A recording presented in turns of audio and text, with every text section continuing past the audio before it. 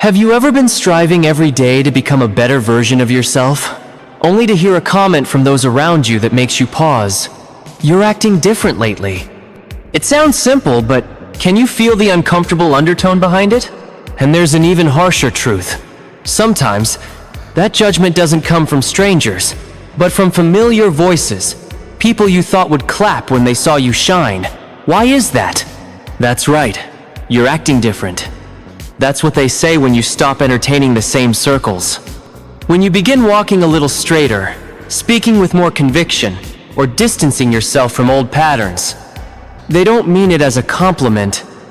It's more of an accusation. It comes with a tone, a certain sting. And if you're not careful, you'll hear it and shrink. You'll hear it and start questioning the very progress God called you to walk into. See, jealousy doesn't always show up shouting in the streets. Sometimes it whispers through familiar voices. People you once trusted, people you thought would clap when you rose. But when the Lord begins to elevate you, not everyone will be willing to rise with you. Some will want you to shrink so they can feel tall. Some will want you to dim so they can shine. And the easiest way they do that is with 5 little words. You're acting different now. But let me tell you something you need to hold close to your heart. You were not born to stay the same. You were not saved to stay stuck. You were not delivered just to go back and dance with demons you cried out for freedom from. When God begins to work on your character, when He begins to prune you, refine you, and mature you, there's going to be a shift in how you speak, in how you walk, in how you spend your time, and in who you answer to. That's not you acting different. That's you becoming who you were always meant to be. Jealousy sees your transformation and calls it betrayal. It takes your obedience and labels it arrogance. It twists your discipline and calls it distance. But what they don't understand is that this change they're witnessing didn't come easy. It came through sleepless nights, silent prayers, and deep valleys that nobody saw but God. So no, you're not acting different just for the sake of it. You're acting different because you've been through too much to stay the same. Don't apologize for your healing. Don't apologize for guarding your peace. Don't apologize for chasing purpose. Because the truth is, some people were never comfortable with who you really are. You see, they were perfectly comfortable with the old you, weren't they? The version of you that just tolerated disrespect. Maybe even brushed it off with a nervous laugh. The version of you that would absorb pain and somehow try to convince yourself, and everyone else, that it was a sign of strength. Oh, and let's not forget the version of you that hadn't quite grasped your own worth, your own incredible value. That's the version many of them secretly loved, or at least preferred, because, let's be honest, it never challenged them to step up, to grow, to look at their own lives. But then something shifted. Now you've found your footing, haven't you? It's like you've planted your feet firmly on the ground. Now you've stopped feeling the need to constantly explain or justify your boundaries. You just set them. Now, perhaps, you pause and pray before you react, instead of just firing back. Now you choose to pause and reflect instead of jumping to please everyone around you. And yes, to them, that absolutely looks different. And here's the truth. There's a cost to this kind of growth. There's a price to pay for walking in the calling God has placed on your life. Sometimes, that cost is the familiar comfort of old relationships, the ones that just don't fit anymore. Sometimes, it's sacrificing the approval of people who simply can't or won't understand the purpose that's now burning brightly within you. But listen to me. Whatever you do, don't you dare let their jealousy, their discomfort, pull you back into that old place, that suffocating space you cried and prayed so desperately to be free from. They weren't there, were they? They didn't see the nights you wrestled with yourself, the inner battles you faced in the deafening silence when no one else was watching. They didn't feel the weight of the shame you might have carried for so long. No, they just see the light in you now, this newfound radiance. And instead of humbly asking, "Wow, where did you get that light? How can I find it too?" They just look at you and say, "You've changed." So let them talk. Let them misunderstand you. Let them spin whatever narrative they need to in order to make sense of it from their perspective. Because here's the thing, you weren't built to be understood by everyone. You were built to be faithful to your path, to your calling. And faithfulness, true, authentic faithfulness, will always look a little strange, a little out of place, to people who live their lives dictated solely by fleeting feelings and external validation. Think about it. When you stop engaging in gossip, they might suddenly label you as too serious. When you decide the endless party scene isn't for you anymore, they'll sigh and say you're boring. When you finally learn to say no without that crippling guilt, they might even accuse you of being selfish. But that's exactly what jealousy does. It's a master manipulator. It tries to rewrite your story, to twist your progress into something negative, so it can make sense from their limited vantage point. So listen to me, and listen closely. Do not shrink for anyone. Not for that friend who subtly hints you're moving too fast or getting ahead of yourself. Not even for the family member who, perhaps with good intentions but a limited view, says, "Don't forget where you came from." Oh, you remember, all right? You remember every step, but remembering where you came from doesn't mean you have to set up camp there forever. You honor your past, you learn from it, but you absolutely do not owe it your future. And if someone's affection for you, their love for you, seems to depend on you staying small, on you not outshining them, then let's call that what it is. That's not love, my friend. That's control. Jealous people don't actually hate your light. What they truly hate is that your light serves as a glaring reminder of the dark, unaddressed corners in their own lives that they're too afraid to confront. So yes, you are acting different. And you absolutely should be, because the Spirit of God, that divine spark within you, will not take up residence inside of you and then just let you stay the same, stagnant and unchanged. No, He will stretch you. He will mold you, sometimes in ways that feel uncomfortable. He will change your appetite, your desires, the very things you gravitate towards. And when that happens, brace yourself. Expect the jealousy, expect the whispers, the side glances. But whatever you do, don't you stop walking. Don't you dare stop growing. Because who you are becoming is infinitely more valuable than the limited, predictable version of you they desperately want you to remain. They'll keep saying, "You're acting different." But hear me now, it's not an insult. It's confirmation. It's a clear sign that God is doing something powerful, something transformative in you that they simply cannot explain or comprehend. So, keep walking. You've heard those little digs before, haven't you? Often said with a little smirk, a raised eyebrow, maybe even a forced laugh. But underneath it all, there's something sharp, something that stings. It's not a compliment, it's a wound dressed up as a joke. It's that phrase that tries to sound so light and casual, but it carries the heavy weight of hidden bitterness. You know the one. When someone looks at your progress, your peace, your joy, and says, "Must be nice," they aren't genuinely admiring what you have. Deep down, they're resenting it. And here's the kicker. Often, they don't even fully realize they're doing it. It's not always a conscious, malicious act. Because jealousy, you see, doesn't always show up wearing a hateful, scowling face. Sometimes, and this is the really tricky part, it wears a familiar one. Sometimes it seeps through the words of people who, by all accounts, should be your biggest cheerleaders, the ones clapping the loudest for you. But instead, you find them critiquing, picking apart, or subtly undermining the very thing, the very quality or achievement they secretly wish they possessed themselves. You see, that little phrase, "must be nice," is such a loaded statement.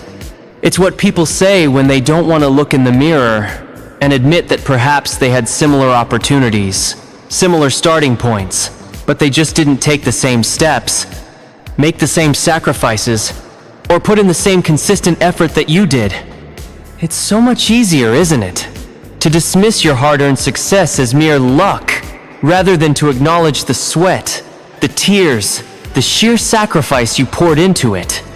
It's far more comfortable for them to mock your blessing, to downplay what you've achieved, than to confront their own inaction, their own procrastination, maybe even their own laziness. That phrase, "must be nice," it's a shield. It's a flimsy cover designed to protect fragile egos from the sharp, uncomfortable edge of truth. Because truth, real truth, it confronts. Truth convicts. And the unvarnished truth often says, "Hey, this person worked for what they have. This person prayed when no one was listening. They endured when they wanted to quit. They persisted through setbacks. And they kept showing up, day after day, long after many others would have thrown in the towel and walked away." But jealousy, my friend, doesn't crave truth. It craves comfort. And comfort is so much easier to find when we can just pretend that someone else simply had it easy, that things just fell into their lap. But what they conveniently forget, or choose to ignore, is the unseen. Nobody sees the true cost behind the crown you now wear, even if it's an invisible one. Nobody feels the immense burden you might have carried just to achieve that breakthrough moment. They see the beautiful house, but they didn't witness the period of metaphorical, or even literal, homelessness, the instability, the uncertainty. They see the radiant joy on your face now, but they weren't there for the silent tears that soaked your pillow. They marvel at the abundant harvest you're reaping, but they have no concept of the long, barren years of drought you patiently weathered. So, when they utter those words, "must be nice," with that particular tone, please, don't let it touch your spirit. Don't let it seep in and make you feel guilty for your blessings or your hard work. And whatever you do, don't you dare shrink or dim your light because you know what it cost. You remember those long, lonely nights you stayed up, pouring out your heart in prayer. You haven't forgotten the sting of doors being slammed in your face, the rejections, the no's. You carry the memory of the battles you fought with absolutely no applause, no spotlight shining on your struggle, and often with no one offering a helping hand. It's incredibly easy to stand in the shadows and throw shade on someone who is finally standing in the sun, basking in a well-deserved moment. But you weren't always in that sun, were you? You've had your seasons where the clouds were thick and heavy, where the storm felt like it would never ever pass. But through it all, you kept showing up. You kept placing your trust in God, even when your circumstances screamed otherwise. You kept sowing those tiny seeds of effort and faith, even when the ground looked barren and nothing seemed to be growing. Now, that isn't luck. That, my friends, is faith in motion. That is obedience under immense pressure. That is raw endurance, not some unearned entitlement. But people caught in the grip of jealousy, they don't want to see that. They don't want to acknowledge that gritty reality. They'd much rather rewrite your story, wouldn't they? They want to take your powerful testimony and conveniently strip it of its struggle, its pain, its perseverance, because then it makes their own inaction feel more justifiable. And so they sigh and say, "must be nice," as if the manifest goodness of God in your life, the fruits of your labor and faith, are somehow something to be scoffed at or dismissed. Let me tell you something crucial. People who are genuinely content, people who are at peace with themselves and their own journey, they don't talk like that. People who are deeply rooted in their own God-given purpose don't feel threatened or diminished by yours. That phrase, "must be nice," it's a signal. It's a flashing red light indicating that their own heart is unsettled, that they're spending far too much time watching your life unfold instead of diligently tending to their own. You don't owe them an explanation. You don't have to get defensive or try to justify your blessings. Because the unshakable truth is this: people will always be quick to judge your harvest, but they were nowhere to be found during your difficult, often thankless, planting season. And let's be brutally honest for a moment. Even if they had been there during your planting season, chances are many of them would have quit long before the very first, tender sprout even dared to break through the hard soil, they wouldn't have had the stamina, the unwavering belief. So, when they throw out that "must be nice," what do? You say nothing. You simply offer a gentle smile, perhaps a knowing nod, because you understand something profound. Your fruit, the undeniable evidence of your journey, speaks far louder and more eloquently than their dismissive words ever could. And please understand, this isn't just about material possessions or outward achievements. Oh no! Sometimes it's something far more intangible, yet infinitely more potent, that bothers them. Sometimes, it's your unshakable peace that deeply unsettles them. It's your radiant joy, your hard-won healing, your quiet discipline, or even the depth and authenticity of your relationship with God. You see, when someone has lived for so long immersed in chaos, accustomed to drama and turmoil, your calm, your centeredness, it almost feels like an accusation. It convicts them without you uttering a single word. Your clarity, the way you see things, the way you navigate life now, it directly confronts their own persistent confusion and indecision. And so, to make themselves feel better, to rationalize their own stagnation, they try to paint this picture that you just sort of woke up one morning and poof, everything was magically handed to you on a silver platter. They conveniently overlook, or are perhaps willfully blind to, the years upon years of intensive inner work you've dedicated yourself to. They have no clue about the therapy sessions, the fasting, the painful but necessary broken friendships you had to walk away from, or the profoundly lonely nights spent wrestling with your own doubts and fears. They don't know that before God chose to promote you, to elevate you, He first had to humble you, sometimes profoundly. That before He increased your blessings, He often had to strip away the things you were clinging to, the things that were holding you back. They don't grasp that before He gifted you with true, lasting peace, He often allowed the storm to rage so fiercely, so relentlessly, that you genuinely thought you might never find solace or sleep soundly again. But now that you're finally walking in the very reality you prayed so fervently for, now that you're experiencing the answered prayers, suddenly they're uncomfortable. And so, under their breath, or perhaps with a sigh loud enough for you to hear, they mutter, "Must be nice." And you know what? It is nice. It absolutely is. It's incredibly nice to walk in a profound sense of peace after enduring years, maybe even decades, of inner turmoil and pain. It's liberatingly nice to finally be able to breathe deeply without that constant knot of fear constricting your chest. It's wonderfully nice to see the tangible fruit of your unwavering faith begin to blossom in your life.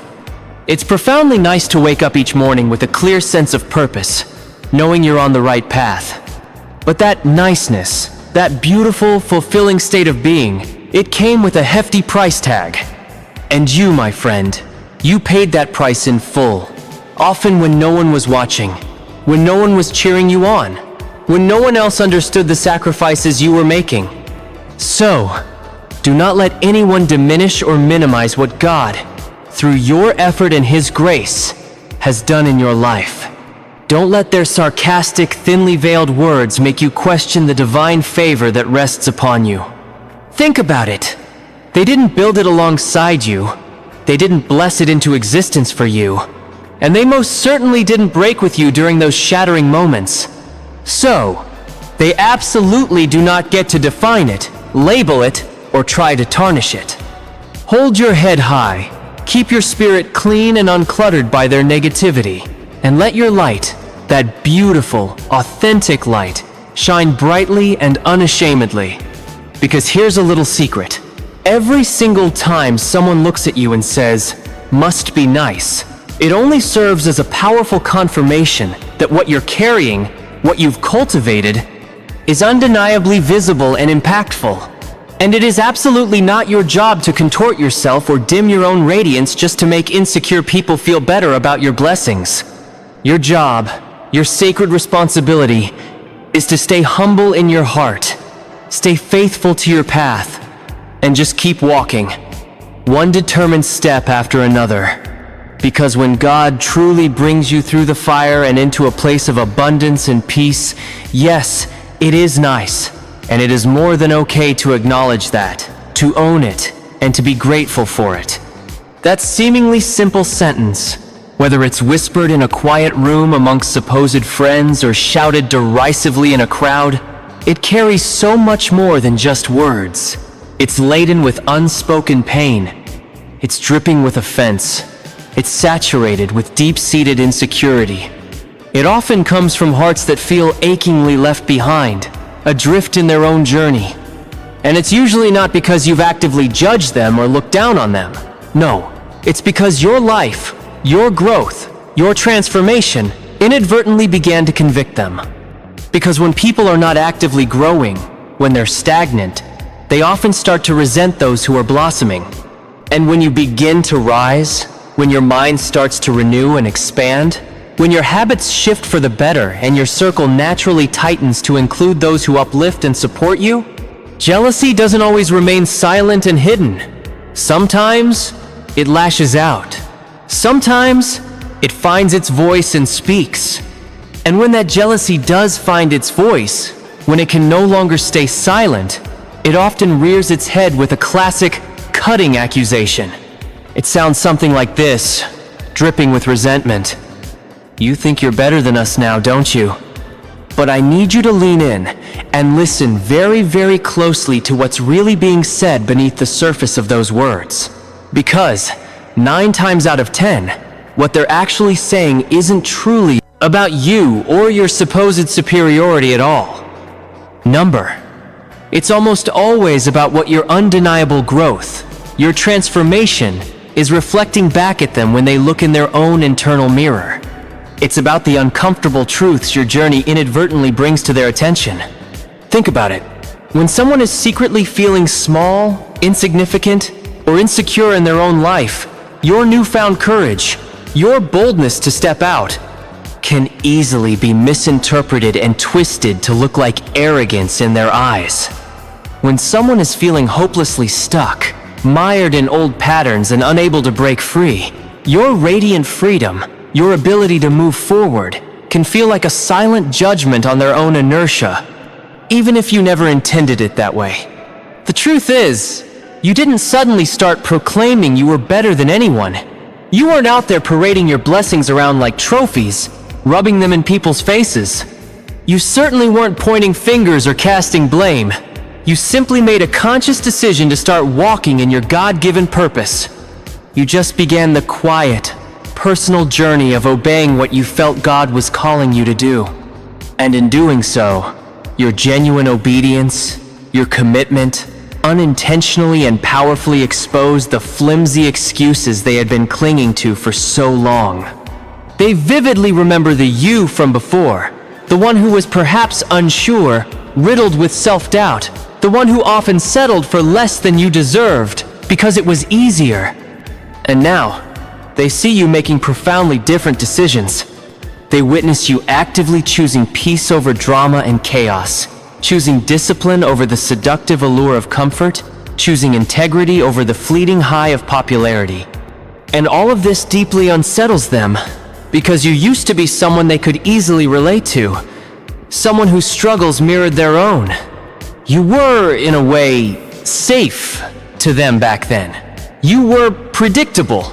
But now you're courageously stepping into the fullness of who God always intended you to be. And that very transformation, that beautiful becoming, inherently threatens the parts of them, the comfortable, stagnant parts, that never really wanted to leave the familiar territory of where they were.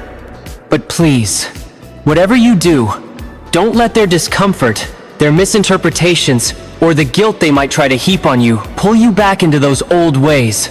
When someone hurls that accusation, "You think you're better than us?" Understand this. They're not actually critiquing your attitude or claiming you've become haughty. What they're really reacting to, whether they can articulate it or not, is your undeniable elevation. They feel it. They see it, even if they try to pretend they don't. Deep down, even if they'd never admit it out loud. They sense the profound shift that has taken place within you and around you. And instead of humbly asking, "Wow, how did you get so free? What steps did you take?" they'd much rather slap a label on you, accuse you of pride. Why? Because sadly, it's often far easier to label and dismiss someone else than it is to turn inward and confront the uncomfortable truths about themselves. You didn't change to prove a point to anyone. You changed because you were utterly exhausted, bone-weary of living beneath your divine calling. You were tired of the constant pretending, the emotional labor of trying to fit into spaces and relationships that systematically drained your soul, that left you feeling empty and depleted. So, you made a decision. A brave, pivotal decision. You consciously stepped out of the unthinking crowd. You courageously broke free from the old destructive cycles. You got fiercely serious about your healing, about tending to your inner world. You started, perhaps tentatively at first, to walk in the light. And inevitably, those who had only ever known you in your periods of darkness, those who were comfortable with your shadows, they started to get incredibly uncomfortable. It's a pattern, really. It happens almost every single time God elevates someone. Just take a look through the timeless stories of Scripture. You'll see it repeated again and again. Every time someone was called to a higher purpose, a greater level of influence or understanding, the crowd around them invariably got smaller. Joseph, with his God-given dreams, found his own brothers turning against him out of envy. David, anointed to be king, faced doubt and dismissal from his own family. And Jesus, the epitome of walking in truth and love, saw the very same people who cheered for his miracles just days before turn and venomously shout, "Crucify him!" Human nature in this regard doesn't seem to change much over the millennia. And neither does the spirit, the underlying sentiment, behind that tired old phrase, "You think you're better than us." But here's the beautiful truth you need to grasp. You're not inherently better in a hierarchical sense. You're just free. You're wonderfully, gloriously free. You're free from the crippling need to be liked and validated by everyone. You're free from the old, limiting patterns that once held you captive, that once owned you. You're free from the corrosive grip of bitterness, free from the heavy chains of shame, free from the insidious temptation to play small and hide your light. And that freedom, my friend, is not arrogance. Not even close. It's alignment. It's you coming into beautiful, powerful alignment with your true self, with your purpose, with God.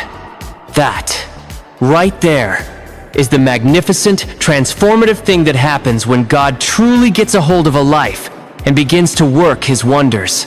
He takes that life and He utterly transforms it. He meticulously renews it from the inside out. He shatters chains so completely, so decisively, that the very people who once felt a sense of control or familiarity holding those chains now feel utterly powerless, and yes, sometimes deeply, inexplicably angry. So please, hear me on this. Do not ever apologize for the incredible, transformative work that God is doing in you. Do not dare to dilute your powerful testimony, your story of redemption and growth, just to temporarily comfort their fragile insecurities. You can absolutely be humble, grounded in who you are, and still walk with unwavering boldness in your purpose. You can be profoundly kind, radiating compassion, and still be fiercely honest about your journey and your boundaries. You can genuinely love people, truly wish them well, but still fiercely protect your hard-won peace.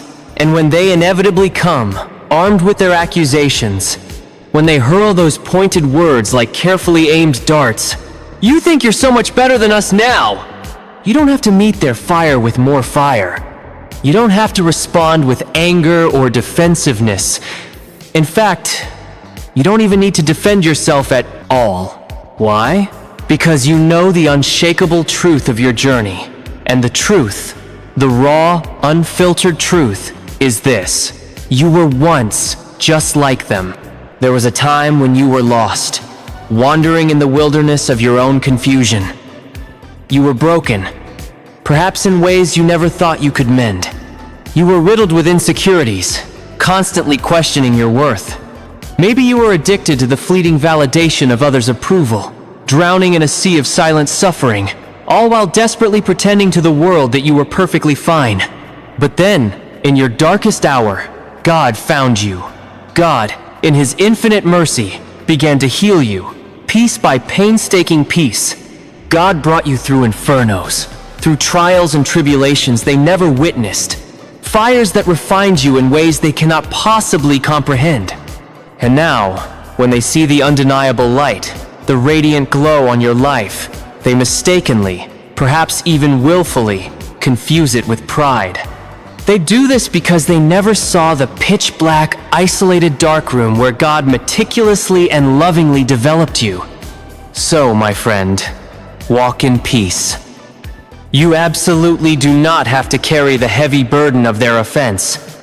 That's their load to bear, not yours. You don't have to waste your precious energy trying to prove anything to anyone. Just keep walking your path. Keep becoming the magnificent being you were created to be. Keep trusting, with every fiber of your being, that God knows exactly what He is doing in your life, even when the path ahead isn't entirely clear. And when those insidious voices inevitably come, voices that slither in sounding like guilt, like shame, like biting accusation, remember this powerful truth. It's not really about you. It's about the resistant spirit in them, the part of them that fiercely, stubbornly doesn't want to change, that clings to the familiar even if it's miserable. But you? Oh, you've already changed. You've done the work. You've embraced the transformation, and you are resolutely, unequivocally not going back. Now, there's another kind of statement you might hear. It often sounds casual, almost like a throwaway observational comment, as if it's just stating an obvious, harmless truth. But listen carefully, because underneath that seemingly innocuous surface, something far more dangerous often lurks. A heart unwilling, or perhaps unable, to genuinely celebrate another's success. A spirit subtly infected with the green-eyed monster of resentment. It's the kind of phrase that doesn't just idly comment on your blessings. It actively tries to rewrite the entire narrative of how you actually receive them. It conveniently ignores the countless midnight prayers whispered in desperation, the periods of silent, often unseen suffering you endured, the relentless daily discipline you committed to, even when you didn't feel like it. And it subtly, insidiously, replaces all of that grit and perseverance with a pervasive lie. The lie that you didn't truly earn it, that you didn't genuinely struggle for it, that you didn't cry out to God from the depths of your soul for it. Jealousy is incredibly subtle like that, isn't it? It's a master illusionist, twisting the truth, bending reality until it becomes almost unrecognizable. And so, when someone sighs and says with that particular tone, well, you know, some people just get everything handed to them, what they're really trying to do, whether they realize it or not, is to erase the immense price you paid, the sacrifices you made. You see, that kind of phrase almost always comes from a place of profound misunderstanding, or perhaps a willful ignorance. People often look at the current, perhaps polished, chapter you're living in right now, and they arrogantly assume they know the contents of the entire book of your life. They see the visible blessings, but they have no concept of the preceding brokenness that paved the way. They witness the palpable joy radiating from you now, but they conveniently overlook the arduous, often painful journey it took to get there. They might see the position you hold, the influence you have, but they remain oblivious to the painstaking, often grueling process you went through. But here's what truly matters. God knows.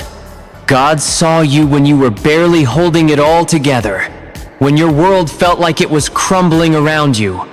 God saw you when you were courageously walking by unwavering faith, and not by what your limited sight could perceive.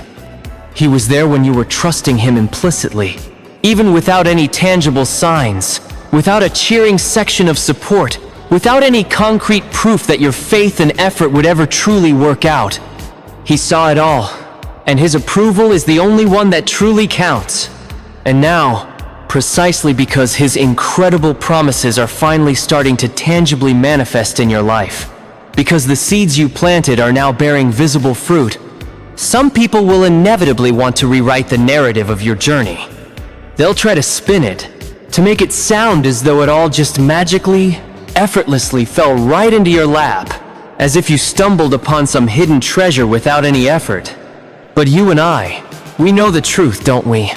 It absolutely did not just happen.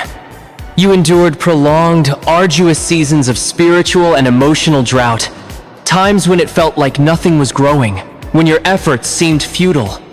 You generously gave even when you had precious little to spare, trusting in a principle of abundance you couldn't yet fully see. You consciously chose to love, to extend grace, even when your own heart was bone-weary and aching. You remained steadfastly faithful, clinging to that sliver of hope, when every fiber of your being, every rational thought, was screaming at you to just give up, to quit. You diligently sowed seeds of effort, prayer, and kindness that absolutely nobody saw in the quiet, unseen moments of your life. And now, finally, gloriously, those hidden seeds are bearing abundant fruit for all to witness. But rather than humbly approaching you, rather than genuinely asking, "Wow, how did you make it through all of that? What sustained you? What can I learn from your resilience?" they often resort to dismissive, minimizing statements like, "Well, you know, not everyone's that lucky," or that old chestnut. Some people just get everything handed to them. And in that precise moment, understand this: they're not just thoughtlessly minimizing your arduous journey. They are, often unconsciously, resisting any sense of accountability for their own choices, their own path. Because, let's be brutally honest with ourselves, it's always far easier to cling to the comforting illusion that someone else simply had it easier than it is to confront the uncomfortable truth that perhaps you could have chosen differently, that you could have made different sacrifices, that you could have put in more effort. Jealousy, at its core, craves comfort above all else. And the easiest, most readily available comfort often comes in the form of a convenient lie. It's the insidious lie that whispers, "You didn't really work for this," or "God somehow favored you unfairly for no good reason," or even, "Life just randomly gave you a golden ticket that I didn't get." But you know the undeniable, unvarnished truth. You intimately know the sleepless nights you cried yourself to sleep, wrestling with doubts and fears. You vividly remember the agonizing times you had to give up everything familiar, everything comfortable, just to courageously follow the often unclear call of God on your life. You know, down to your very core, what it truly cost you to heal those deep wounds, to grow beyond your past limitations, to finally walk away from the people, patterns, and mindsets that were slowly, systematically killing your soul. And you also know, with absolute certainty, that none of it, not one single blessing, not 1 ounce of your peace, was just handed to you. No, it was meticulously, painstakingly handed through you. Through unwavering obedience even when it made no sense, through immense pain that stretched you beyond your limits, through relentless pressure that threatened to crush you, and through sheer, dogged persistence when quitting would have been the easiest option. But here's the rub. Not everyone wants to see that. Not everyone is ready to acknowledge that truth. Because if they truly saw, if they truly acknowledged that it took profound sacrifice on your part, then they would inevitably have to confront the myriad ways they've consistently chosen comfort over courage, ease over effort. If they truly saw that it took unwavering faith to get where you are, they'd then have to admit, perhaps even to themselves, that they've been predominantly walking in fear, paralyzed by what-ifs and anxieties. And so, instead of genuinely inquiring, what did it truly cost you? They opt for the easier dismissive out. Oh, it must have been easy for you. But here's what I desperately want you to remember. To etch onto your heart. Do not let their ill-informed comments, their subtle digs, ever morph into your confusion. Don't you ever start doubting the magnificent work God has done in your life, the miracles He has orchestrated, just because someone else, from their limited perspective, can't handle it or refuses to see it. And please, don't you dare shrink your story. Don't you dare downplay your journey just to make them feel a little better or more comfortable about where they currently are. Your blessing isn't any less real, any less valid, any less potent, just because it happens to make someone else feel uncomfortable or inadequate. You absolutely do not have to apologize for a divine favor you didn't fabricate, for a breakthrough you didn't orchestrate on your own. It was God who did it. And if He did it, then let it stand tall and undeniable. If He brought you here, to this place of blessing and growth, then don't you dare hide the often winding, challenging, and beautiful path He took you through. There are people watching your life right now, more than you probably realize, who will never, ever say a word to you. They'll observe from a distance, but deep down, in the quiet recesses of their hearts, they know. They know that what you carry, the peace you exude, the strength you possess, the joy that radiates from you, they know it didn't come cheap. They instinctively know you paid a significant price, a price they themselves were ultimately unwilling or unready to pay.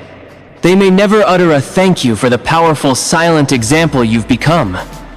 They may never clap or cheer for your victories, but you cannot, you must not, live for their fleeting validation. Live instead for the one who tenderly called you out of the darkness and into His marvelous light. His approval is the only one that will ever truly satisfy. The one who walked with you, step by painstaking step, when absolutely no one else did, when you felt utterly alone. The one who ingeniously handed you profound strength, often disguised in the uncomfortable form of struggle, and imparted deep wisdom, frequently wrapped in the challenging package of waiting. So, honestly, let them talk. Let them say whatever they feel they need to say. Let them cling to their narrative that it was all just effortlessly handed to you, because they simply didn't see, or perhaps chose to ignore, what was painstakingly handed from you, the silent tears you cried, the precious time you invested, the unwavering trust you maintained even in the darkest nights, and the sheer, unyielding tenacity that kept you going when every odd was stacked against you. And when they simply cannot explain or comprehend the abundant fruit now visible in your life, they will almost always resort to questioning the integrity of the root. But here's the beautiful, unshakable truth. God saw it all. He witnessed every sacrifice, every prayer, every moment of doubt you overcame. And the undeniable favor that now rests upon your life isn't some random accident or a stroke of luck. No, it's a direct result of your alignment with His will. It's a testament to your consistent obedience, even when it was hard. It's irrefutable evidence that when God says He will reward those who diligently, earnestly seek Him, He absolutely, unequivocally means it. So, the very next time someone looks at your life, at your blessings, and says with that knowing, slightly dismissive tone, "Well, you know, some people just get everything handed to them," please, don't feel the need to correct them or launch into a defensive explanation. Just offer a calm, knowing smile. Because you know the profound truth. It wasn't merely handed to you. It was first prayerfully, humbly, handed to God. And then, in His perfect, divine timing, He graciously gave it back to you, often multiplied and more beautiful than you could have ever imagined. Here's another hard truth about human nature. When people cannot logically explain or understand your blessings, when your success seems to defy their own efforts or understanding, they often start questioning your character. That, my friends, is precisely what jealousy does. It doesn't genuinely seek truth. It desperately seeks justification for its own feelings of inadequacy or resentment. It simply cannot bear to believe. It finds it intolerable to accept that you actually got where you are today with clean hands, a pure heart, and unwavering faithfulness. So, instead of humbly acknowledging the evident grace of God operating in your life, it insidiously whispers suspicion. It actively tries to stain, to tarnish, to cast doubt upon what God Himself has made pure and beautiful. And one of the most common, insidious ways it does that is by meticulously spreading seeds of doubt, muttering things like, they must be doing something shady behind the scenes. There's no other way. You see, when God begins to genuinely elevate you, to lift you to new heights, not everyone in your circle, not even those you expect, will genuinely celebrate with you. Some, sadly, will immediately start looking for cracks, for flaws, for any imperfection they can find. Not because those cracks necessarily exist, but because they simply cannot stand the undeniable fact that you stood firm through your storms, that you persevered. And if, after all their scrutiny, they can't find any actual cracks, well, some will even go so far as to try and create them. They'll baselessly accuse what they cannot possibly understand from their limited vantage point. They'll brazenly assume what they have absolutely no evidence to prove. They'll eagerly spread as fact what they cannot or will not bother to verify. And all of it, every single bit of it, stems from the same bitter, corrosive root: envy. Because, let's face it, for some, it's always far easier to attempt to tear someone else down, to discredit their achievements, than it is to summon the courage and discipline to rise up, to do the hard work required to reach where that person is. But here's the unwavering, liberating truth you need to hold on to. There is absolutely nothing shady about walking in humble obedience to God's call. There is nothing inherently suspicious about the divine favor that naturally follows genuine, heartfelt faith. What they don't know, what they can't see, is what you willingly sacrificed behind the scenes, in the quiet, unglamorous moments. What they don't know is how incredibly long you toiled, how diligently you worked, often with absolutely no applause, no recognition, no external validation. What they don't know is the immense pain you pressed through, day after grueling day, while still showing up, still giving your best, still pushing forward. And precisely because they didn't witness the tears, the struggle, the sacrifice, they rashly, unfairly assume that the eventual triumph must somehow be fake, unearned, or undeserved.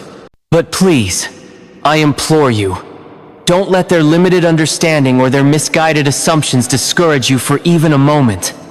This world, unfortunately, is often far too quick to slander and discredit what it cannot readily explain or comprehend.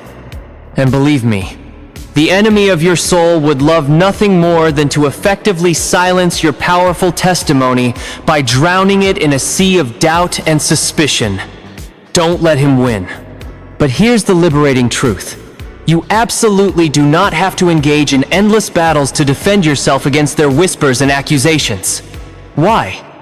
Because your visible, undeniable fruit, the peace in your spirit, the joy in your heart, the impact you're making, speaks volumes, far louder and more convincingly than their baseless accusations ever could.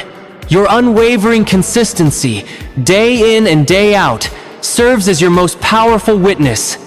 And your profound peace, that calm, unshakable, deeply rooted peace that you now carry with such grace, that is the irrefutable proof that your foundation is not precariously built on shady schemes or manipulative tactics, but on a bedrock of complete and utter surrender to a higher power.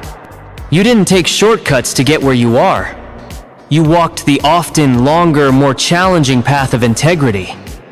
You didn't manipulate circumstances or people to your advantage. You certainly didn't cheat your way through the desolate wilderness seasons of your life. You chose to trust God even, and especially, when it made absolutely no logical sense to the outside world, or sometimes even to you. You consciously chose to honor him with your choices, even when it would have been significantly easier, more convenient, or more popular to compromise your values. And now, because you honored him, he is honoring you. And predictably, some folks simply can't handle it. They need your integrity to be a facade, to be fake. Because if it's genuinely real, then it serves as a piercing conviction to their own choices and compromises. If your journey is authentic, then it means they are left with no viable excuses for their own inaction or lack of faith. So, instead of bravely looking in the mirror and confronting their own shortcomings, they find it far easier to point the finger, to cast aspersions, to deflect. They'll mutter, "They must be doing something shady, something underhanded, to get all that." But let them talk. Honestly, just let them watch from the sidelines. Because one day, if they pay close enough attention, they might finally see that what looked to them like some kind of overnight, inexplicable success was actually the culmination of years upon years of quiet, unseen faithfulness, stacked meticulously one day at a time, often in complete silence and obscurity. What looked to them like sudden, unearned favor was, in reality, the slow, steady, sovereign hand of God, meticulously shaping every intricate detail of your life, orchestrating circumstances you couldn't even perceive at the time.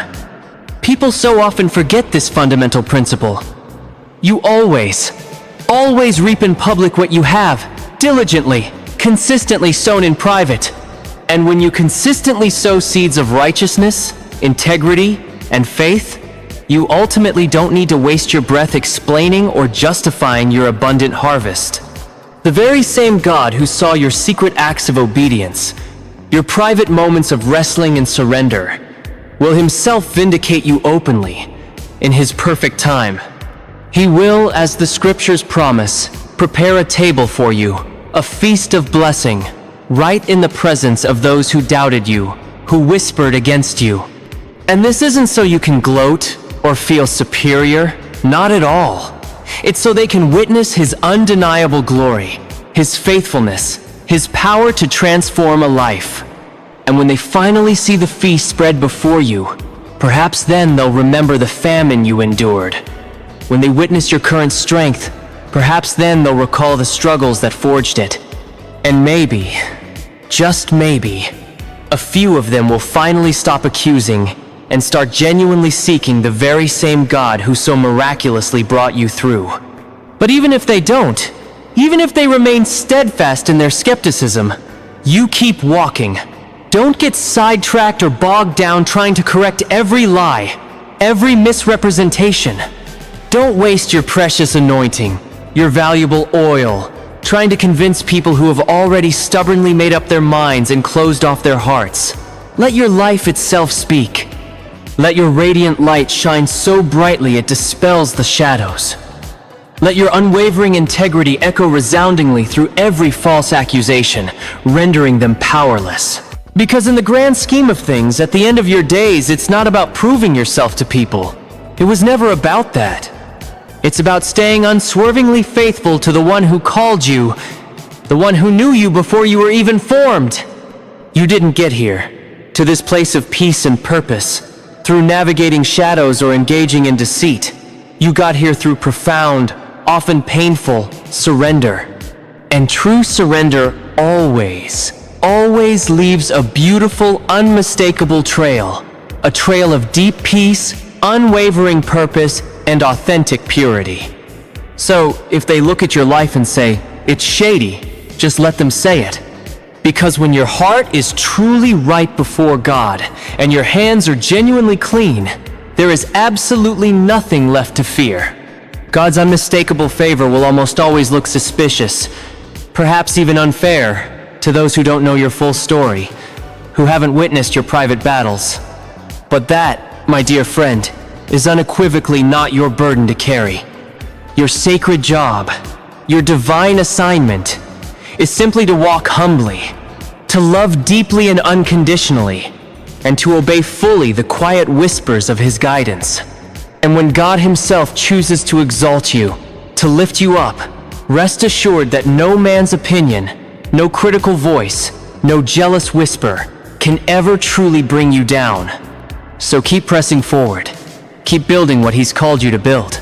Keep trusting Him with every fiber of your being, and just let the undeniable fruit of your life do all the talking. Because when it's God who sovereignly opens the door, you never ever need to explain to anyone how you managed to walk through it. You just walk.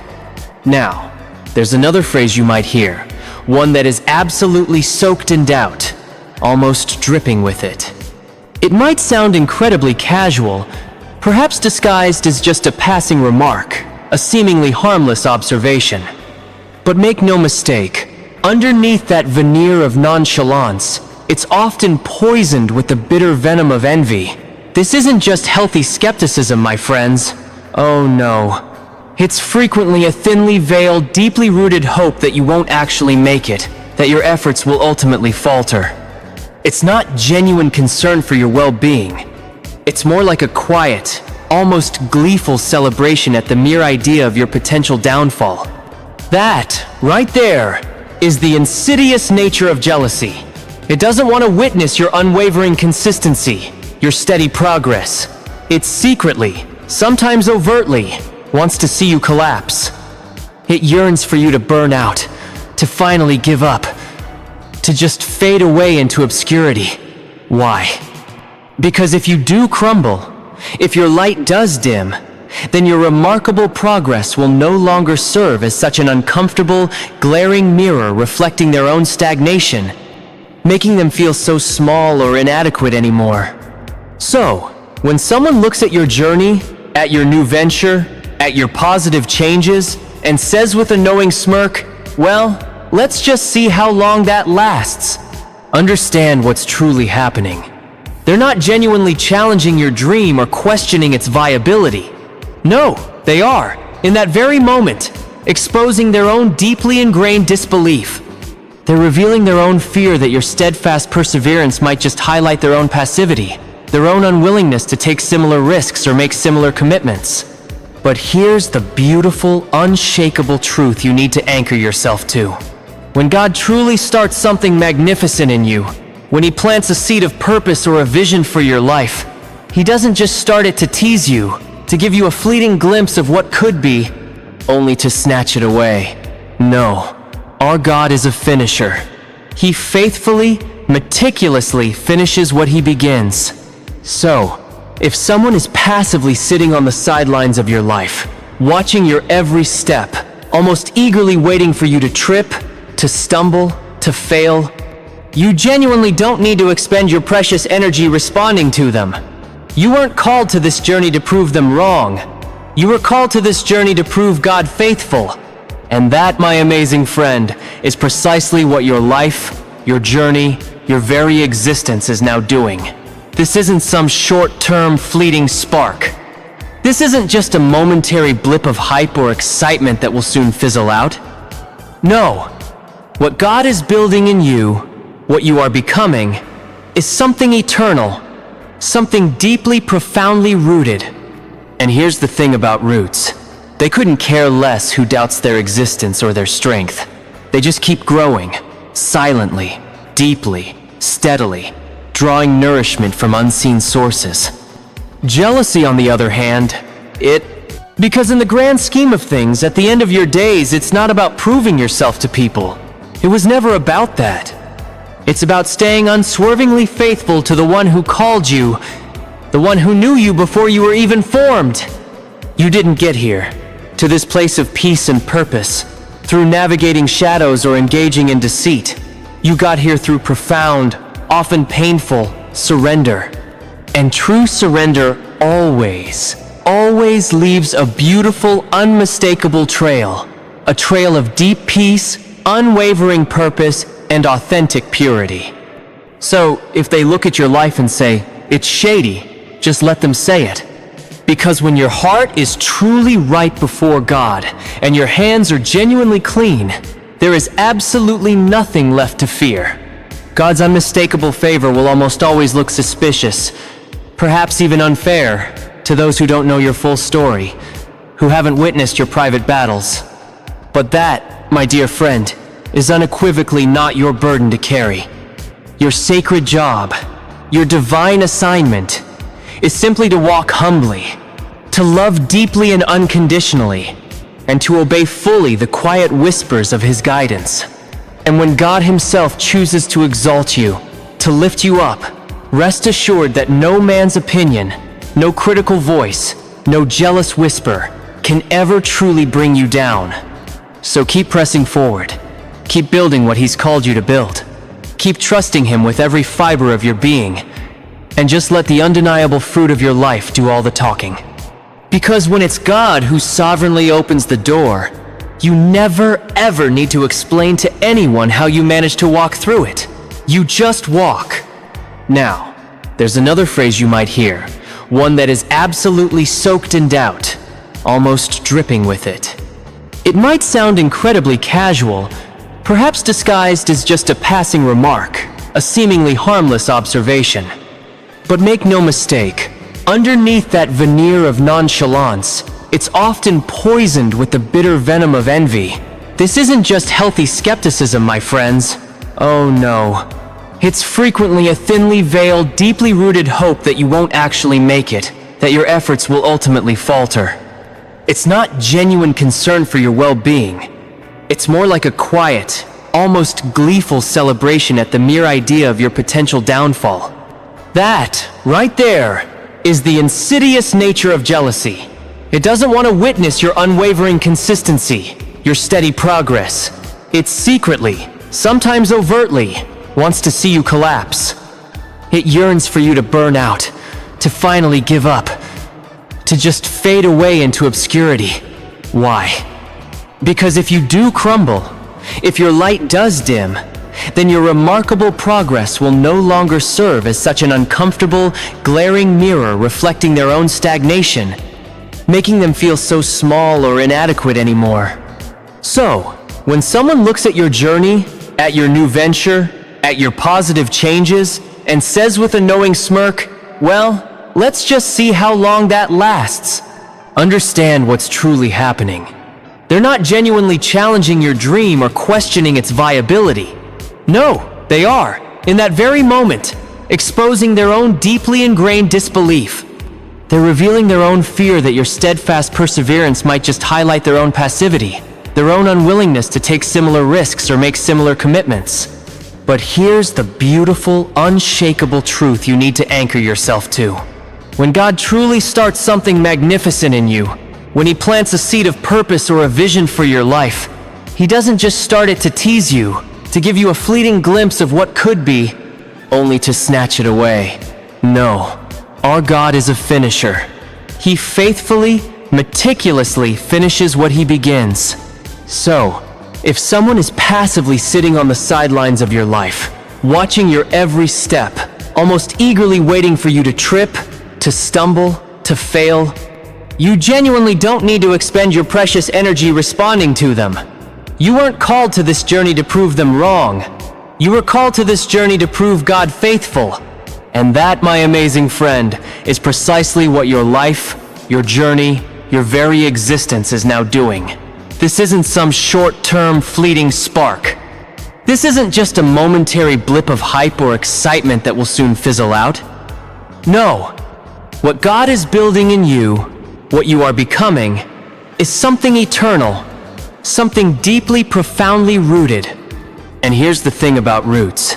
They couldn't care less who doubts their existence or their strength. They just keep growing, silently, deeply, steadily, drawing nourishment from unseen sources. Jealousy, on the other hand, it thrives in the shallow, superficial places. It actively looks for cracks, for imperfections, for any sign of weakness in your consistency. And when it frustratingly can't find any, when your foundation proves too strong, it then resorts to confidently predicting your inevitable failure. It doesn't, and often cannot, genuinely celebrate your progress, because that would require a level of self-security it simply doesn't possess. Instead, It forecasts your collapse. Why does it do this? Because someone who is truly jealous of your journey, of your growth, simply doesn't want to admit, even to themselves, that you now possess, or are actively pursuing, what they themselves were too afraid, too hesitant, or too comfortable to go after. They don't want to acknowledge the uncomfortable truth that your remarkable strength was often forged in the fires of struggle, that your unshakable stability was frequently built amidst raging storms, that your profound peace was hard-won through immense pressure and perseverance. No, they just want it all to fall apart. They secretly hope for your demise, so they can finally sigh in what they perceive as relief, and smugly say, "See? I knew it wouldn't last." But they didn't know it. They couldn't possibly have known. They didn't know the heartfelt, desperate prayers you whispered into your pillow when no one else was listening. They didn't know the countless long nights you stayed up, anxiously asking God if you could possibly make it through just one more day. They didn't see the hidden tears, the disciplined fasting, the painful but necessary letting go of old habits and relationships, the courageous starting over from scratch, the quiet, consistent acts of obedience when no one was watching. They didn't see those critical moments when you were so incredibly tempted to just walk away, to give up, to revert to your old ways. But by some miracle of grace, you stayed. You chose to persevere. So, no, they don't really know anything about the true depth of your journey. They just assume, based on their own limited perspectives and perhaps their own fears. But here's a powerful truth. Assumptions, no matter how confidently stated, do not stop an anointing. And other people's opinions, no matter how loudly voiced, do not and cannot cancel a God-given purpose. When someone looks at you and skeptically says, "Let's see how long that lasts," they are fundamentally forgetting a crucial element. It's not you, in your own limited strength, who is holding your life together. It's God. And God doesn't run out of strength. God doesn't grow tired or weary. He doesn't abandon what He is meticulously, lovingly building. And if He is truly the one who began this good, transformative work in you, you can be absolutely certain that He will faithfully see it through to completion. So, while they're sitting back, perhaps comfortably, waiting with bated breath for you to finally quit, to falter, to prove their cynical predictions right, you know, those people who are eagerly, almost impatiently, waiting for your downfall, they truly don't realize what they're actually witnessing. They are, in fact, watching a genuine miracle unfold right before their very eyes. They might have initially dismissed your transformation as just a fleeting phase, something you'd eventually grow out of. But what they failed to grasp is that this isn't a phase. This is your sacred calling. They might have chalked up your blessings to mere luck, a fortunate roll of the dice. But the truth is, it's the undeniable hand of the Lord at work. They probably thought your passion, your fire, would eventually fade, that you'd lose momentum. But instead, your fire just keeps growing brighter, hotter, more intense with each passing day. And this isn't because you're somehow perfect or have it all figured out. No, it's because you are firmly planted in fertile ground. It's not because you have every aspect of your life perfectly together, but because you've painstakingly learned how to stay deeply, intimately connected to the one who truly does hold all things together. And let's be real, there will always be those individuals who seem to measure your journey with a stopwatch, constantly waiting, timing, meticulously checking to see if you'll finally slow down, if you'll falter, if you'll give up. But here's a crucial understanding. God doesn't operate on their limited timeline. His promises, the ones He's spoken over your life, they aren't just seasonal or temporary. They are eternal, unshakable, and everlasting. And when He places His sovereign hand on your life, no clock, no critic, and certainly no casual comic with a dismissive remark can ever take it off. So, let them count down if they must. Let them whisper their doubts in the shadows. Let them keep saying, with that air of superiority, well, let's just see how long that lasts. Because, frankly, they're about to witness something they never ever expected. They're about to see true, unadulterated endurance. Real, Holy Spirit-led, divinely empowered endurance. And that, my friends, is the one thing this world simply cannot fake. That is the one thing the enemy of your soul cannot counterfeit or replicate. That is the one thing that jealousy, no matter how potent or pervasive, absolutely cannot kill. When God Himself breathes life onto your God-given purpose, it simply won't fizzle out. It won't expire like a carton of milk. It will not collapse under the immense weight of pressure or opposition. Oh, you might bend, yes, there will be times you feel like you're at your breaking point, but you absolutely will not break. You might stumble, you might even fall flat on your face, but you will not stay down. Why? Because there is so much more in you than they can possibly see from their limited vantage point. There's more in you than even you fully comprehend at times. And what you carry isn't just fleeting emotion, it's deep, unshakable conviction. It's not just a burst of temporary energy, it's precious, consecrated oil. And that oil, that anointing, it came from seasons of intense crushing, of relentless pressing, and of patient, often painful, waiting. And now that it's finally freely flowing, absolutely nothing and no one can stop it. So when you inevitably hear those words, when they scoff and smirk and condescendingly say, let's just see how long that lasts, please, don't even flinch. Just offer a calm, knowing, perhaps even compassionate smile. Because in that moment, they're not actually speaking your ending. They are, in fact, unknowingly revealing the depths of their own insecurity, their own fears, their own limitations. And while they are busy, anxiously waiting for you to fall, you, my friend, will be steadily, surely, rising higher and higher. And this ascent isn't because of pride or arrogance. No, it's because of a divine promise. It's because the very same God who initiated this incredible journey within you is the very same God who will faithfully sustain it, who will see it through to its glorious completion. And when He is your unshakable foundation, you don't just last, you overcome. You don't just endure, you triumph.